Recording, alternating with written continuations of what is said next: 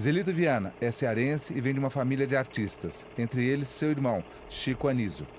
Foi companheiro de Leon Hirschman na Escola Nacional de Engenharia e integrou o Cinema Novo, ao lado de Glauber, Cacá Diegues e Walter Lima Júnior. Nessa época, produziu 3 grandes clássicos: Terra em Transe, O Dragão da Maldade contra o Santo Guerreiro e Cabra Marcado para Morrer.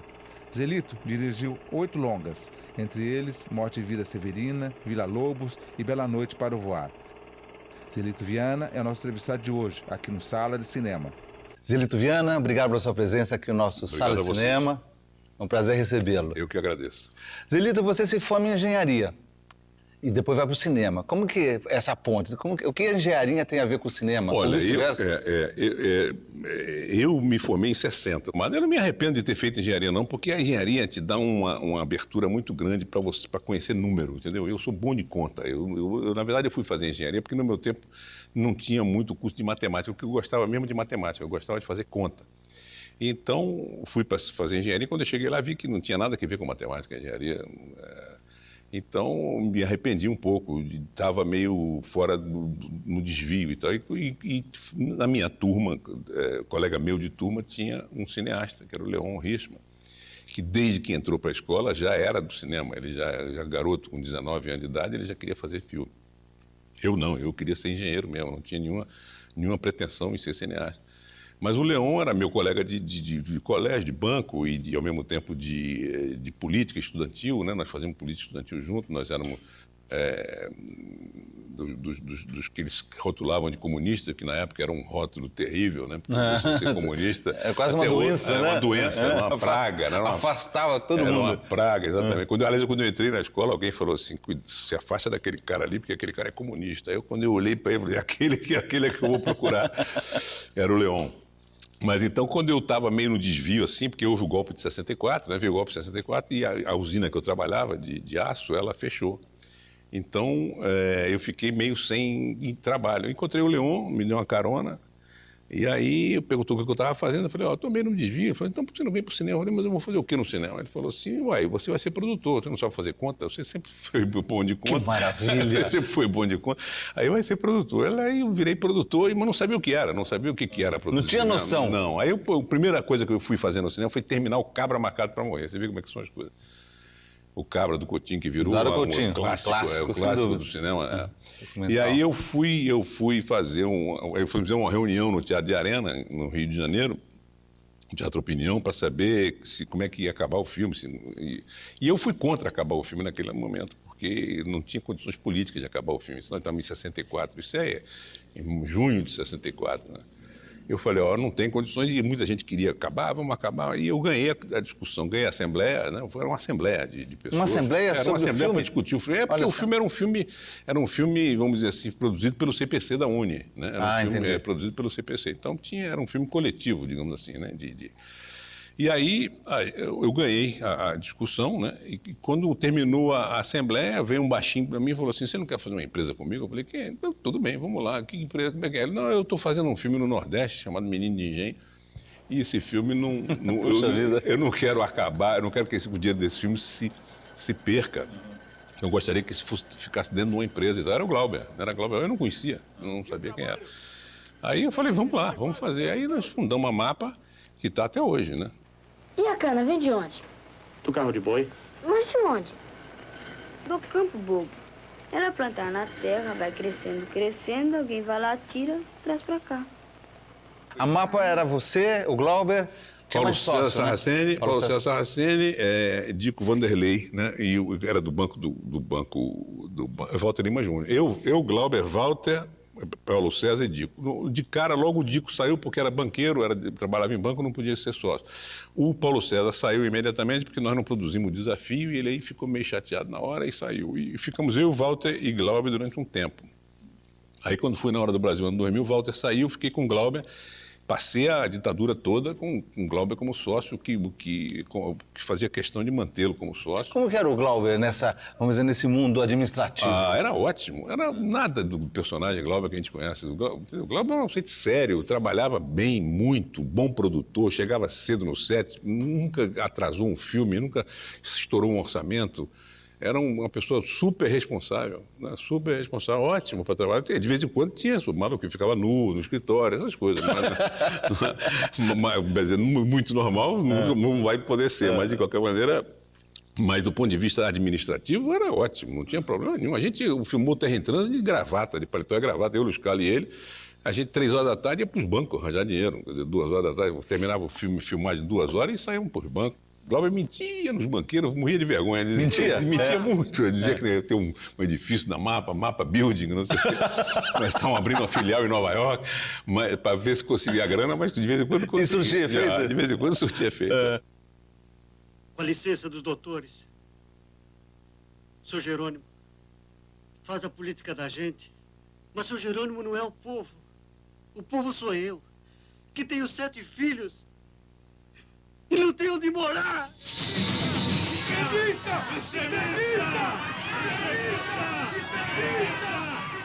No Terra em Transe, eu tive, quer dizer, quando eu li o roteiro, isso é uma coisa interessante de ser dita hoje em dia, muitos anos depois. Quando eu li o roteiro, eu tinha a sensação de que eu estava fazendo uma coisa importante. Já naquele momento te bateu? Naquele momento bateu. Todo mundo, aliás, que trabalhou. O Dib, eu me lembro que o Dib suava. Quando ele terminou de ler o roteiro, ele estava meio chorando, assim, meio emocionado, porque o roteiro era muito bom. É melhor do que o filme, na verdade. A gente não teve condições de produção para fazer exatamente aquilo que o Glauber imaginou, né? Mas mesmo assim deu um filme fantástico, né? Que até hoje está aí, enfim, é uma referência. Em cima, é uma referência. Né? Mas a gente tinha essa consciência de que estava fazendo uma obra importante para a história, né? E ao mesmo tempo também a gente tinha uma pretensão muito grande. Nós éramos garotos, jovens, de 20 e poucos anos de idade, né? E a gente queria mudar o mundo, não queria mudar só o cinema, não queria mudar o cinema nem mudar o Brasil, a gente queria mudar o mundo mesmo. A pretensão era de fazer... Era maior a pretensão. Era maior, era pretensioso mesmo. O chute era muito alto. Então, todo mundo trabalhava com um amor extraordinário, né? Quer dizer, com uma dedicação. Eu me lembro, Terra em Trânsito, por exemplo, voltando, só quem ganhava dinheiro era o Dib, o resto, todo mundo era amador. Né? E o Zé Lito era um produtor extraordinário do ponto de vista do resolver os problemas, né? O Zé Lito tem uma capacidade muito grande, tinha uma capacidade como produtor de quebrar galho, né? Porque a gente fazia, não era como hoje. Hoje ninguém quer quebrar galho, hoje todo mundo quer tudo a bola no pé, né? Ninguém vai lá em bola dividida, ninguém entra hoje, né? É tudo planejadinho, tudo... Claro que foi uma evolução, né? A produção se industrializou mais e tal. As equipes ficaram muito grandes. Mas era ao mesmo tempo muito divertido. O Dragão da Maldade, por exemplo, como foi a produção desse filme? O Dragão foi um filme extremamente organizado do ponto de vista da produção. Do primeiro dia de filmagem ao dia que foi entregue a cópia, estava tudo planejado. E foi tudo cumprido direitinho, sem nenhum percalço. Né? Não estourou prazo? Nada. Tem uma coisa engraçada da música, né? Que nós chamamos o Marlon Nobre para fazer a música. Aí ele, terno e gravata, ele chegou lá na coisa, trouxe a música dele, botou pra gente, e nós botamos na moviola. Quando ele ouviu ao contrário, ele falou assim, opa, eu queria era essa. Me dá aqui essa fita que eu vou fazer o contrário. A fita que eu queria era essa, a música que eu queria era essa.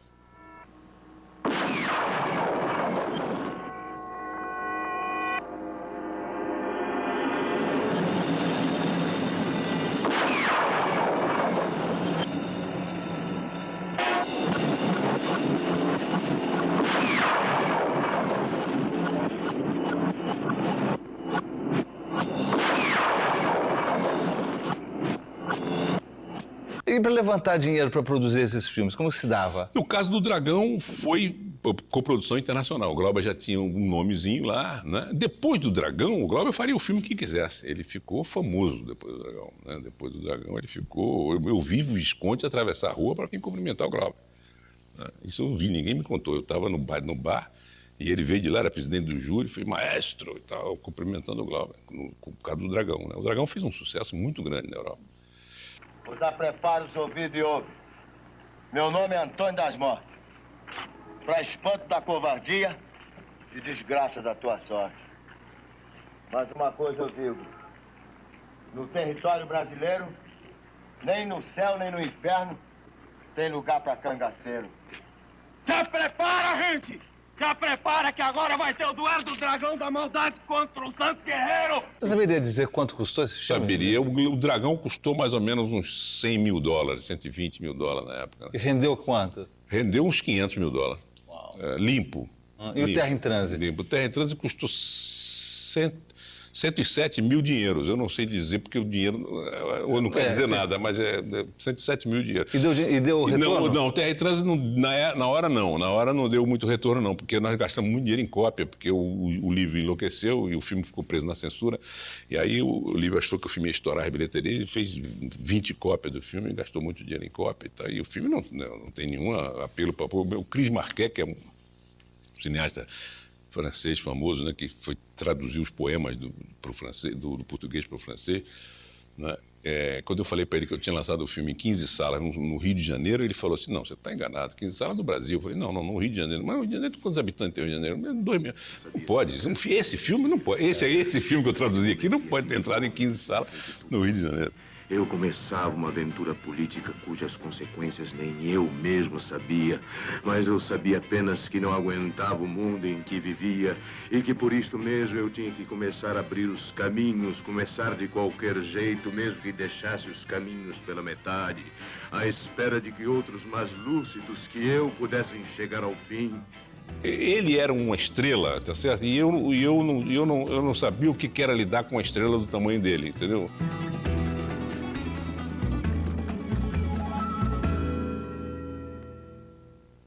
No papel de diretor, no caso da Minha Namorada, como que você se sentia? Porque até então você era produtor, estava lá no back-office, cuidando dos números, quebrando galho, como diz o Barreto. Agora, no papel de diretor, que você tem que criar e, ao mesmo tempo, administrar todos aqueles atores. Olha, o Minha Namorada é um filme, digamos assim, em que eu participei na história. Quer dizer, eu sou de uma geração em que os jovens não tinham relações sexuais, né? Digamos assim, a gente ia para casa de prostituição, né? Não existia essa coisa, essa liberdade que tem hoje, né? De você.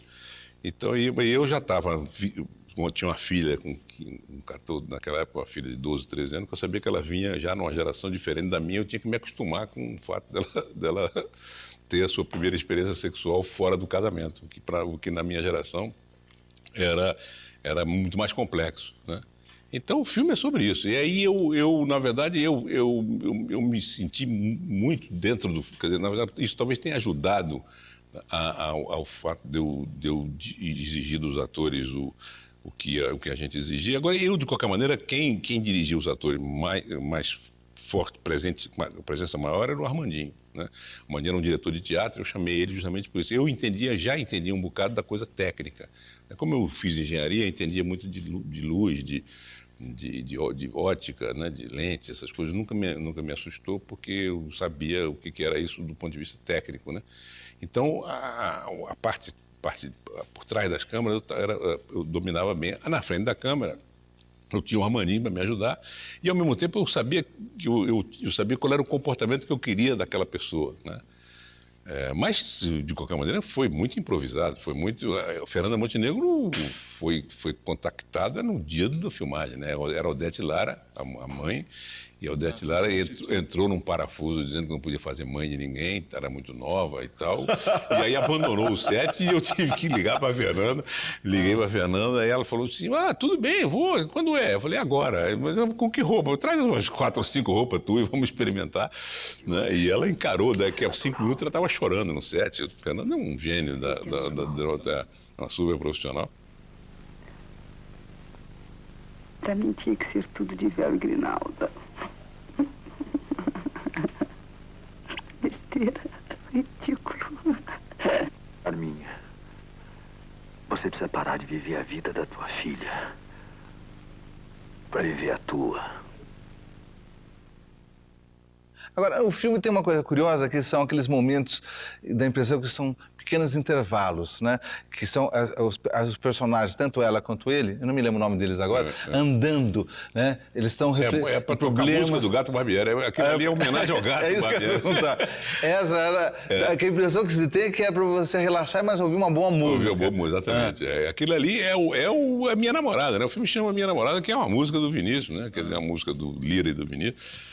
Então, tinha que tocar a música Minha Namorada, né? E eu tinha no estúdio, meu amigo, Naná Vasconcelos, Lene na guitarra, o Gato Barbieri no saxofone. Então, eu tinha um time de estrelas, né?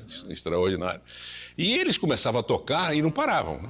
Porque o filme não tinha muito mais interesse. Era uma questão de um detalhe, né? Um detalhe. Então, eu tive problema de cortar a música violentamente.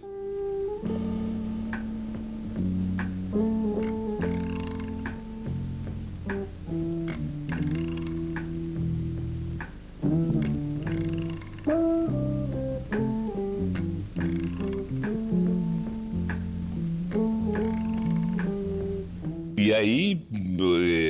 Você foi criando cenas... Eu fui criando cenas para caber a música do Gato. Na verdade, eu fui criando cenas para caber. É interessante porque dá um contraponto diferente, daquela tensão do casamento, do namoro, Aí, de repente, tem um clipe de 10 minutos de uma música. Mas por exemplo, eu me lembro bem do Adeus do Gato, era lindo, né? A entrada do Adeus, que ele fazia com aquele saxofone, era uma coisa fantástica. Né?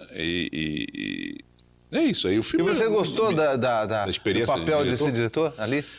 Olha, eu não achava que eu era diretor. Eu era um produtor fazendo filme. O meu segundo filme, O Doce Esporte do Sexo, pior aí, idem, tá certo? Porque O Doce Esporte do Sexo eu fiz para ganhar dinheiro, especificamente. Eu estava com a mapa, estava numa situação difícil de dinheiro. Aí eu usei o atributo de ser irmão do Chico Anísio e eu obriguei ele a sapecar o bicho para trabalhar, porque eu sabia que dava público.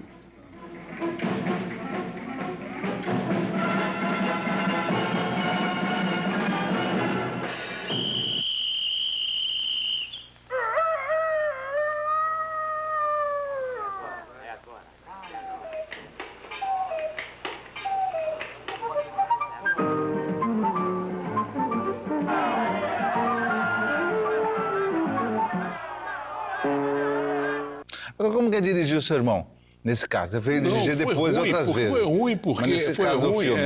Foi ruim porque eu não tinha experiência para... Ele era uma estrela, tá certo? E eu não sabia o que era lidar com uma estrela do tamanho dele, entendeu? E aí... Não dei a ele as condições boas para fazer o filme. Eu gosto do filme até hoje, eu vejo o filme e me divirto e tal. Agora, poderia ter sido muito melhor se A gente sempre diz que nós estamos devendo um filme um ao outro. Os nossos talentos ainda não se cruzaram direito. Mas, porque esse filme, como eu estou falando, é um filme de produtor, eu tinha uma opção de coisas que eu tinha que fazer, porque eu precisava fazer e tal, e tinha pouco recurso, tinha que ser barato, né? Então, ao mesmo tempo... a gente tinha pouca experiência e queria fazer 2, 3 vezes, e o Chico Anísio é um ator que vai piorando conforme vai passando o tempo. Quer dizer, porque ele está acostumado a fazer de primeira, ele é acostumado... Vale o primeiro take. O segundo take dele já é complexo. O terceiro, então... E ele quer que a equipe ria, porque ele vai preparado, né? Ele vai preparado para fazer o pessoal rir, os câmeras, todo mundo rir. Tá na terceira vez ninguém ri mais, tá certo? Então ele fica grilado com aquele história. Então, foi ruim. A experiência não foi boa, não. Não foi boa a experiência, não. A moça, aquele caso do assalto.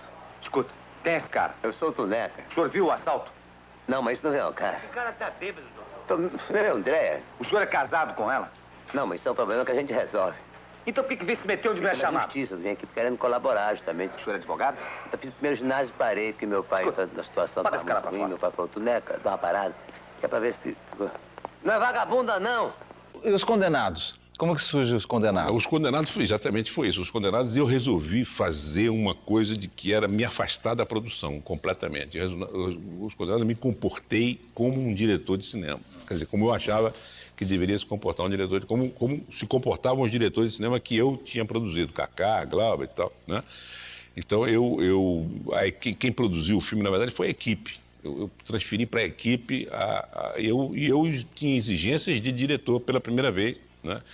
Porque eu queria experimentar, para saber se eu fazia um filme que tivesse... E por coincidência, eu ganhei um prêmio na Índia, que foi uma coisa que talvez até hoje seja o prêmio mais importante que eu tenha ganho, que eu ganhei um prêmio nas mãos do Frank Capra, Nagisa Oshima, e só tinha cobra, só tinha... o júri era Christophe Zanussi, só tinha cineasta consagrado no júri e eu ganhei o prêmio de melhor diretor. Desembarquei em São Paulo querendo me deslumbrar com a cidade grande. Recomendado por um político do norte, consegui emprego de telegrafista na Estação da Luz. Lembrando-me da minha meninice no Recife, comecei a nadar no Tietê. E naquele dia ela passou mais uma vez com seu sorriso insolente. A história do filme foi eu lendo o romance do Oswald de Andrade, né? E que tinha um cara que nadava no Tietê, solitário, né? Um personagem. Aquele engraçado que é uma cena de um livro, né? Aquilo, um cara nadando sozinho no Tietê, aquilo me deu um certo... Eu falei, porra, esse personagem é um personagem, uma figura estranha, figura aqui no ferroviário, aqui de São Paulo, 1920, da década de 20. Aí eu falei, vou fazer um filme desse romance. E todo mundo achou que era maluquice e tal, porque é o de Andrade e tal. Aí chamei Coutinho para ser o roteirista, e o Cacaso, né, o Antônio Carlos Brito. O Cacaso é roteirista? Cacaso é roteirista grande Cacaso, maravilhoso poeta. Morreu cedo com a tragédia. Delícia de pessoa. Delícia de pessoa, exatamente. O Cacaso, eu, Coutinho e o Cacaso, aí nos divertimos muito, trabalhando, fazendo o roteiro, né? Fizemos um roteiro e aí, quer dizer, na filmagem, eu tinha todas as condições que eu pedi, né? Então foi um filme que eu fiz com a liberdade muito grande, né? E com o Dib na câmera, a fotografia muito bonita, e a Isabel Ribeiro é um gênio, né? A Isabel Ribeiro, engraçado é que eu chamei ela para procurar um elenco, olha que coisa louca, eu chamei ela para ser montar o cast. Para montar o cast, e aí ela me trouxe várias atrizes, e eu fazia teste, e nada nenhuma me satisfazia. Eu falei para o Cláudio Masi, que o Cláudio já tinha chamado o Cláudio como um ator principal, né? Aí eu falei, Cláudio, você é apaixonado por quem? Ele falou assim, pela Isabel Ribeiro. Aí eu falei, então é ela. Eu estou fazendo um filme que os dois têm que ser apaixonados. E aí chamei a Isabel, ela ficou felicíssima e fez um filme que completamente fora do... Eu não tinha chamado ela porque o filme era uma vamp, né? Uma mulher, uma prostituta e tal. E ela fez aquilo brilhantemente, na base da atriz mesmo, né? E foi uma experiência... Essa foi uma experiência muito gratificante. Eu quero me casar, João. E depois de casada? Vai procurar ele pra mim, João. Vai buscar ele pra mim e me traz ele, João. Eu preciso dele, João. Eu preciso dele. Mas eu quero que você me traz ele pra mim. Eu quero Mauro. Eu quero Mauro. Eu quero Mauro. Caso do Morte e Vida Severina, você acha que a adaptação literária para o cinema funcionou? Funcionou. A Morte e Vida Severina, o problema da Morte e Vida Severina, quer dizer, que muita gente diz que é o meu melhor filme, né? Quer dizer, o filme, digamos assim, é um filme que tem mais empenho, né? Digamos assim, do ponto de vista cinematográfico. Foi talvez o filme que eu não sei se eu acho do Vila Lobo depois, mais tarde, mas até a época do Morte e Vida, né, o João Cabral foi que me fez misturar com o Rio, né? Eu fui comprar os direitos do João Cabral, e aí ele falou assim, mas isso não dá filme, isso é um alto de Natal, não sei o quê. Eu falei, não, mas eu quero fazer Morte e Vida e tal. Ele falou assim, misture com o Rio. Eu aí fui ler o poema O Rio, que eu não conhecia, um poema do Rio, que é a mesma trajetória do Severino, né? O Rio, Capibaribe da nascente até a Foz e o Severino da nascente até a Foz. Então, aí eu misturei com o Rio. A ideia, então, de misturar a partir do João Cabral? Do João Cabral, a partir do João Cabral. Aí eu misturei, aí eu resolvi fazer, então, misturado, quer dizer, o documentário de uma maneira, o teatro de outra maneira, né? Fazer, inclusive, por exemplo, tem uma coisa no filme que eu acho que é exemplar, que é fundamental, que para mim é uma síntese do cinema, É quando o Zé Dumont se mistura no meio do povo e vira documentário. Você não sabe mais se é documentário ou ficção. Quer dizer, ele está lá caçando caranguejo, andando no meio do mercado, ali em Recife e tal. Essas cenas, para mim, são as cenas mais impactantes do filme, porque você não tem como dizer se aquilo ali... Porque o Zé Dumont podia estar ali perfeitamente, não tem, né? É uma coisa completamente integrada, né? É uma ficção integrada dentro do documentário, que você não sabe distinguir o que é uma coisa e o que é outra. O senhor tem os documentos? Eu não. Você tiraram? Só tem o registro, somente. Eu lhe mostrei o senhor. E o senhor fazia vem de onde? Eu? Do sítio dos Moreira. Onde é? Pra lá de Bodocó, 9 léguas. É uma cidadezinha, sabe? Todo dia passa no aldeia de índio. Todo dia. É um hit. Aliás, os dois, tanto Terra dos Índios quanto a Vaeté, hoje, essa hora, está passando em alguma aldeia de índio no Brasil. Com certeza.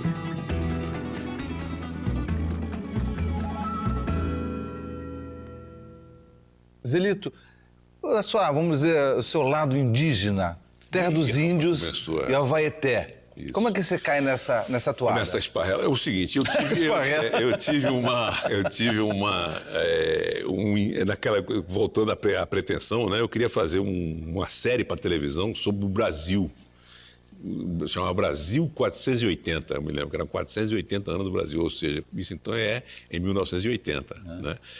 E aí essa série começava com os índios e terminava com os operários aqui do ABC Paulista e tal. E vinha o Brasil em tudo. Eram 20 e poucos filmes, eram 3 filmes divididos em 13, quer dizer, eram 39 filmes, eram 13 capítulos, cada um tinha 3 filmes. Então o primeiro era dos índios. Aí o Roberto Faria lançou na Embrafilme um edital para fazer filme para televisão. E eu aí fui e falei, bom, eu tenho um projeto de televisão. Era claro que era uma loucura, até hoje é megalomaníaco, imagina naquela época, né? Então eu entrei com esse projeto dessa série, do Brasil 480, e aí o Roberto falou, vamos fazer o piloto, vamos fazer o primeiro. Aí o primeiro era o quê? Era a Terra dos Índios, era da Terra dos Índios aos Índios sem terra, da Terra dos Índios aos Índios sem terra. O maior problema que nós temos aí é o invasor. E todos os índios daqui estão preocupados com esses invasores. Por quê? Derruba o mato, vende madeira, roubam madeira e vão vender lá fora, vão mandar serrar, fazer casa dentro da área. E aí saí procurando o índio pelo Brasil afora, saí andando. Eu Afonso Beato, a mulher dele, Bárbara Margoli, e o Chiquinho, que era o eletricista e que era o motorista. A equipe eram 4 pessoas com a câmera Eclair na mão. Saímos rodando pelo Brasil afora procurando o filme, né? Daí eu fui, né? Fui no Nelson Xangré, lá em Nonoai, no Rio Grande do Sul, né? E comecei a entrevistar os índios, entrevistar e verificar qual era o problema. E só se falava de terra. Por isso que o filme virou chamado Terra dos Índios. Porque nós, os índios que vivemos aqui, é que sentimos a injustiça, a perseguição, a pobreza, a fome, porque a área que ocupamos não oferece mais condições para a nossa sobrevivência. Para dizer... O Terra dos Índios tem uma história terrível, que quando eu mostrei nos Estados Unidos para um índio Cherokee, ele olhou o filme e falou assim, vão morrer todos. Eu falei, como vão morrer todos? Por quê? Eu falei, porque eles são conscientes demais. Aqui morreu tudo, o pessoal de Unda, de Ni, morreram todos, eles matam. Os brancos vão matar eles todos. Capacidade de organização... Começou com capacidade de organização e não deu outra. Morreu o Ângelo Cretan assassinado, morreu o Marçal assassinado. É verdade. Morreu o Juruna comido. O Juruna foi comido pela sociedade. Né? Tristemente, né? E por aí afora, morreram todos. O Verã morreu, o outro, Potan, morreram assassinados.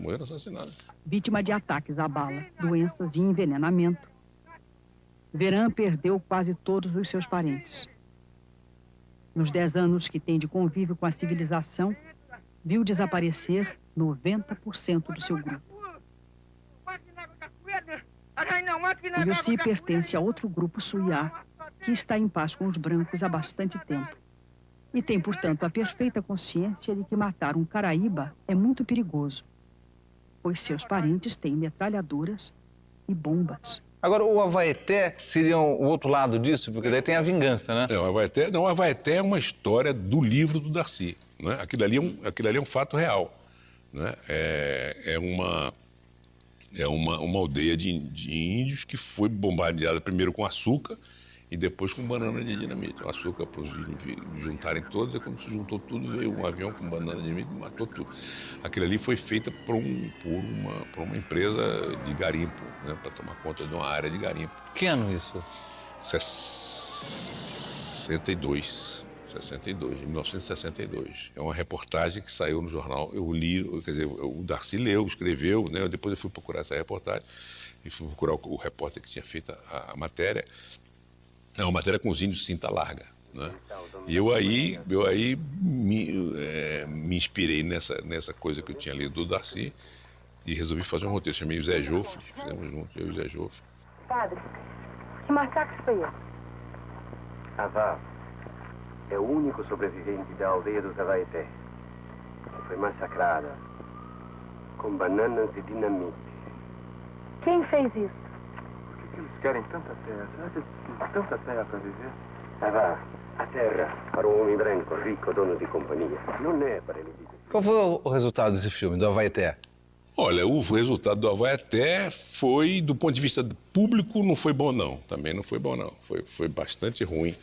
Porque, não sei. Engraçado, eu não sei por quê. Porque o filme tem toda a pinta de ser um bom filme para público, né? Mas, do ponto de vista da crítica e tal, de prêmio, eu ganhei muito prêmio, ganhei muita crítica, ganhei muita coisa lá. Fui em Moscou, ganhei um prêmio em Moscou. Moscou, o filme passou, parecia um science fiction. Coisa impressionante. A plateia cheia, tinha 2.000 pessoas num auditório em Moscou. Quando a mãe come um piolho da criança, o povo faz uau, o cinema vem abaixo, fica todo mundo...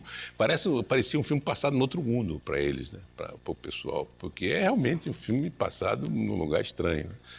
E como resultado, você político, porque essa questão virou passa todo dia passa numa aldeia de índio. Todo dia, é um hit. Aliás, os dois, tanto Terra dos Índios quanto Havaeté, hoje, essa hora, está passando em alguma aldeia de índio no Brasil. Com certeza, eles passam sem parar. Os índios gostam de ver muito. Né? Eu sou um fudido, não sei de nada, não sei de nada. Você não pode ficar mais comigo, Grumete. Senão você vai ficar igual a mim. Nem ler, eu sei mais. Se não me falha a memória, foi 15 anos ou mais. E exatamente isso aí, eu tenho uma admiração. Eu não aguentaria, eu acho que poucas pessoas aguentariam 15 anos de batalha para fazer um filme, né? E consegui fazer um filme bom, né? Modestamente, eu acho um filme bom, modestamente, porque eu ajudei ele. Mas essa coisa da garra, né, e da coragem, eu acho incrível, né? Admirável. Né? Zelito, você fica um tempão sem filmar, 15 anos. É o touro, o signo de touro. É isso que ele falou ali, essa obstinação, essa maluquice. De touro. É touro. E daí você filma o Vila Lobos, né, que é uma ideia. Por que o Vila Lobos? Qual que era o tributo que... Deus e o Diabo na Terra do Sol, quando tocou aquela música, Baquena número 5, naquela cena do traveling circular ali e tal, eu ouvi aquela música, eu não conhecia Vila Lobos, eu fiquei siderado. Falei, pô, meu Deus do céu, que música é essa? O que é isso? Aí fui procurar ouvir Vila Lobos de todo jeito e tal. E aí, bom, depois eu, na Globo, passou um especial de manhã, assim, num dia de manhã, da Baquena número 4.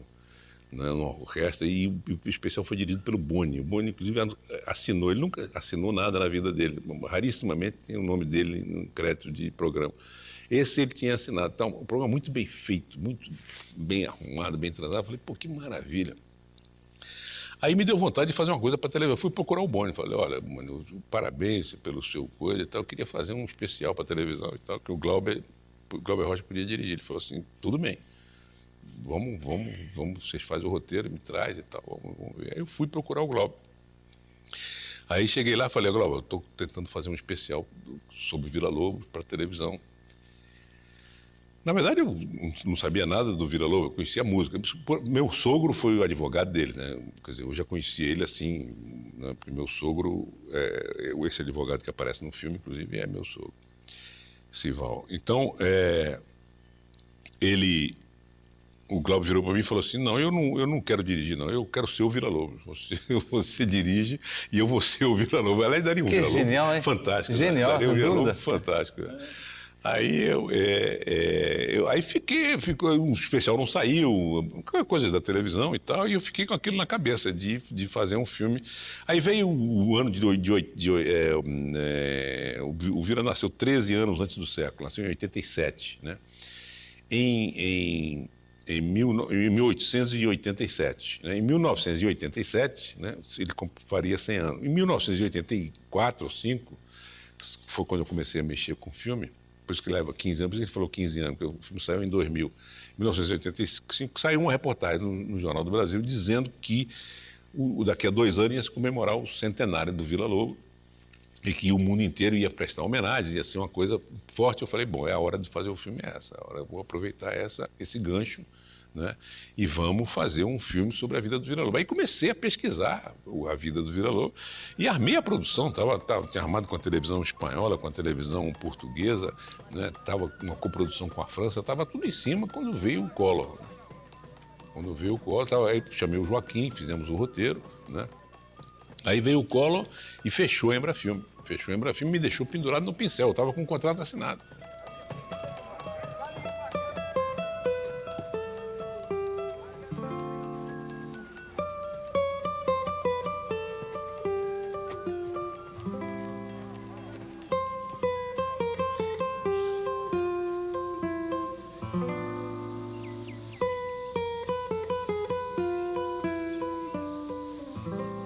Quando veio a retomada, né? Quando a retomada apareceu do cinema, eu aí falei, bom, vou pegar esse projeto de volta. Mas eu tinha um problema, que eu achava que o filme tinha, o roteiro o personagem era fantástico, mas o roteiro era ruim. O roteiro não era muito estranho, não era ruim, mas eu digo, não me satisfazia. Eu aí fui fazer fiz um curso com esse Sid Field, esse roteirista americano, né? Que tem cheio de livros publicados.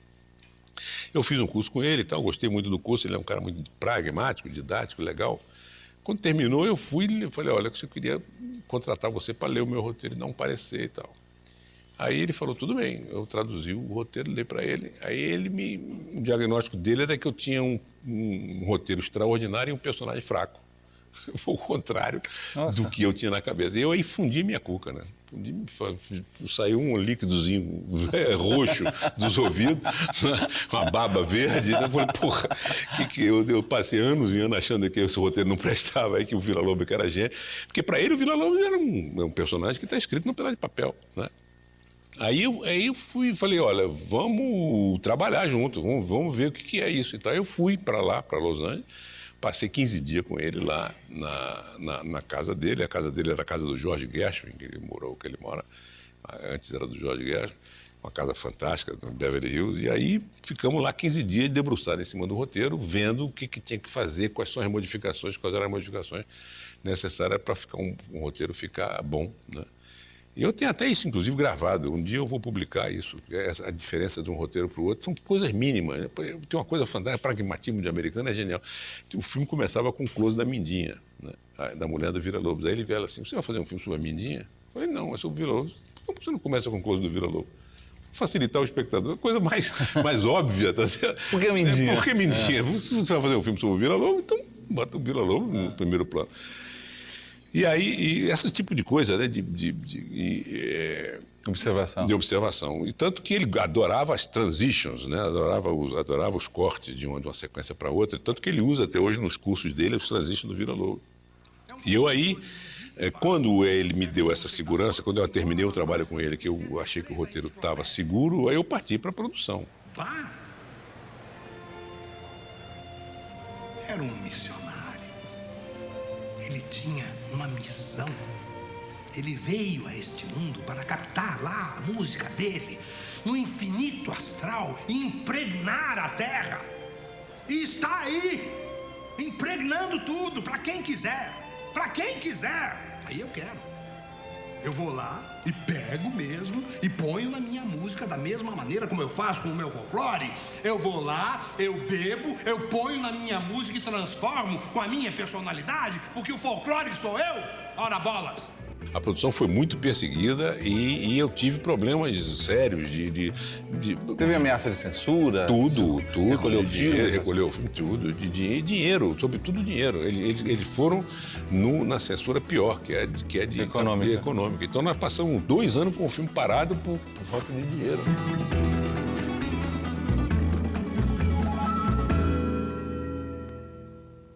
Você faz um filme sobre o Juscelino Kubitschek e faz uma abordagem que o Brasil inteiro sempre fala, mas que é tão pouco pública, né? Que são as paixões do ex-presidente.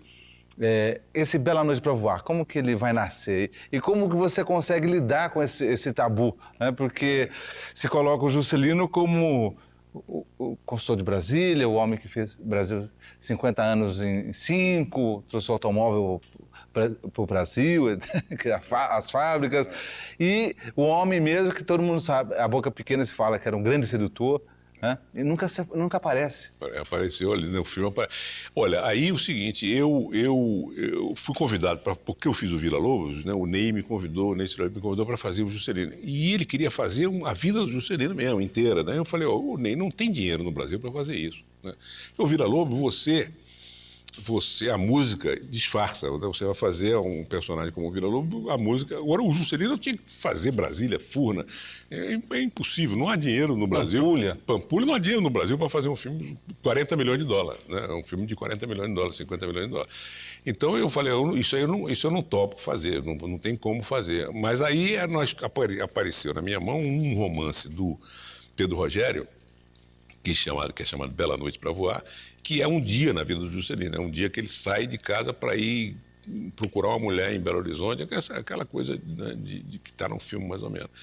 Então, eu falei, bom, esse filme aqui eu faço, esse filme dá para fazer, porque você reduz, né, os 5 anos do Juscelino, presidente da República, num dia, né, em 24 horas. Então, isso dá para fazer, é factível do ponto de vista da produção. E o Ney tinha dúvidas e tal, mas o Ney tem um problema, infartou, coitado, morreu, estava até na minha casa o dia que teve um infarto, foi uma tragédia. E aí a mulher dele, a Cláudia Furiati, veio me cobrar, como é que é, vamos fazer o filme? Eu falei, olha, eu quero fazer esse filme aqui. Ela falou assim, vamos fazer esse filme. Eu topo, vamos fazer esse filme. Forças contrárias a JK não se conformam e continuam conspirando contra o presidente da República. As estrelas estão dizendo alguma coisa, presidente? Sempre, meu querido Geraldo, elas sempre estão dizendo alguma coisa. Nós é que nem sempre somos capazes de ouvi-las. Fui para o computador e aconteceu uma coisa comigo que nunca tinha acontecido antes. Eu, em 48 horas, escrevi o roteiro.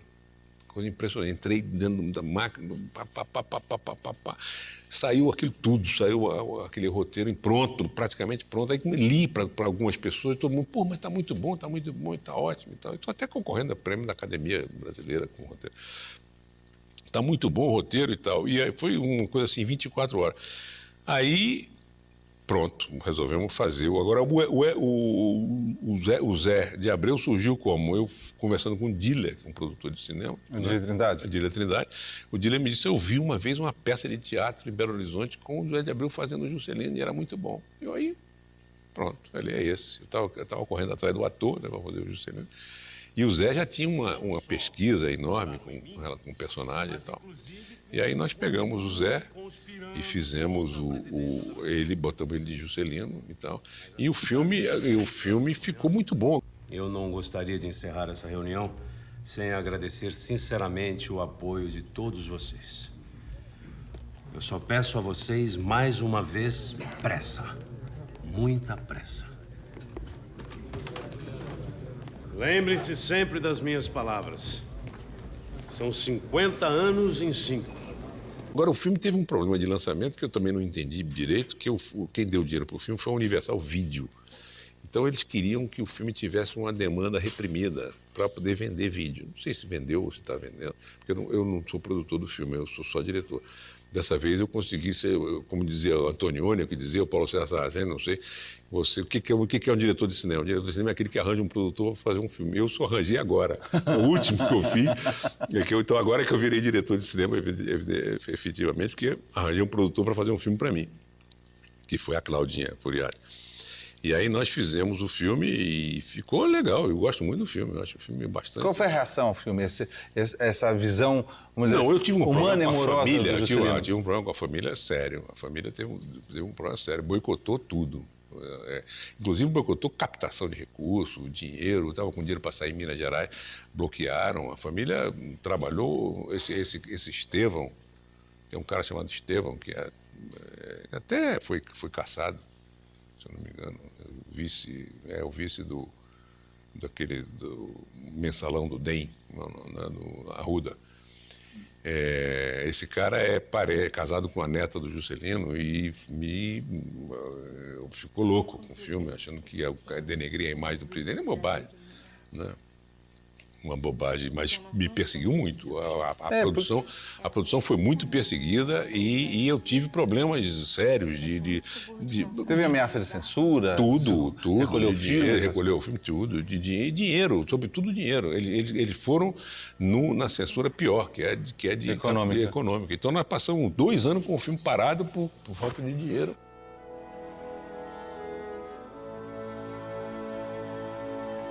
Eu sei que vou te amar, por toda a minha vida eu vou te amar, em cada despedida eu vou te amar. O filme não é nada, não tem nada, não personaliza. É uma bela história. É uma bela história. E ele foi apaixonado por ela mesmo. Ele tem 400 cartas. O Brasil inteiro sabe que ele morreu indo encontrar com ela. Exatamente. Ele morreu apaixonado na Dutra, exatamente. Ele morreu saindo atrás dela, ia encontrar com ela.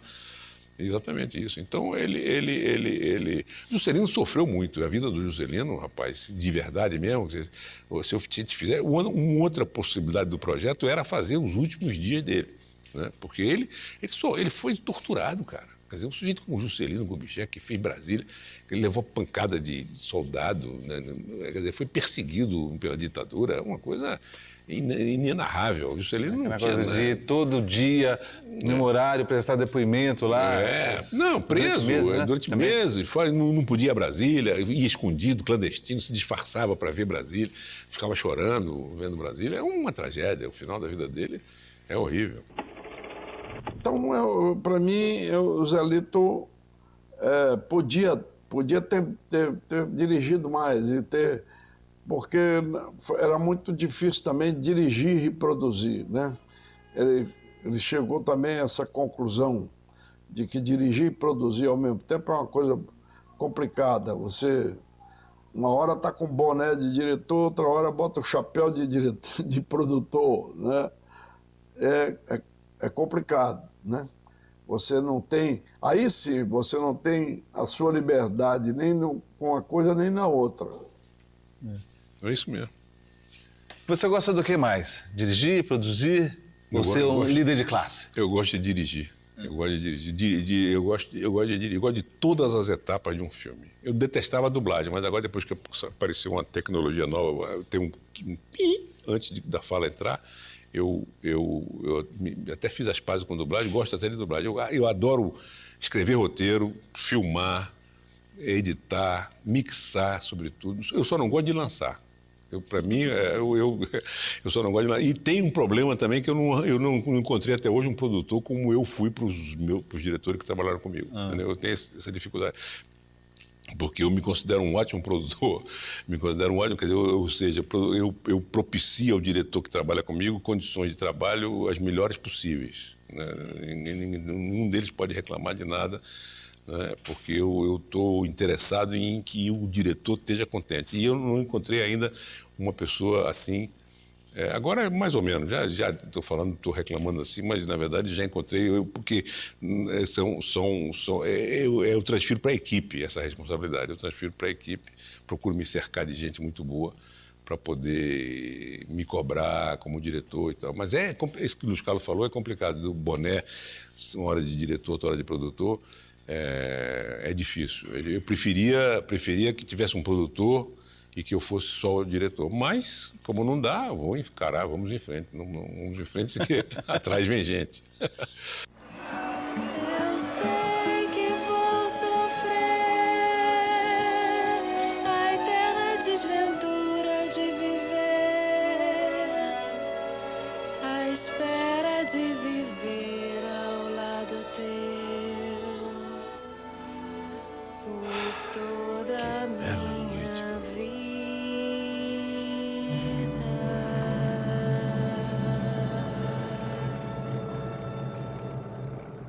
Zelito Viana, muito obrigado pela sua presença, você. sua entrevista aqui no nosso Sala de Cinema. Foi um grande prazer. Muito obrigado. Obrigado a você. Um grande abraço pro pessoal aí. Até o nosso próximo Sala de Cinema. Conta as histórias e personagens do cinema brasileiro. Até lá.